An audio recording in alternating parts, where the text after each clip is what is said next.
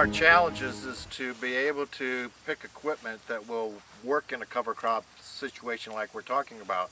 And one of the things you have to look at is a fairly narrow tire width. If we start looking at an 18.4 width tire, which is a full width tire, we're going to have some difficulties maybe getting it to work on some of these taller crops.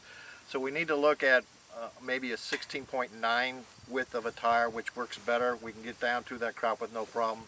The other thing is our clearance that we have on the front axles makes a big difference. So in many cases, if we're looking at a fairly short front axle, we're going to have probably a little more difficulty as compared to a fairly tall axle. And you can see a lot of difference between tractors in terms of tire size makes a difference in how much clearance we have in terms of the axles.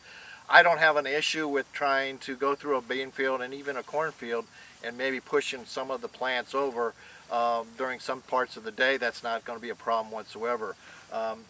So we can actually use that axle, and it's not going to hurt if we do a little rubbing on it at this point.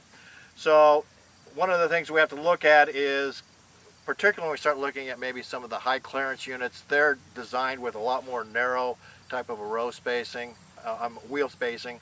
So they would work a lot better in terms of maybe going through some of these crops like a corn crop.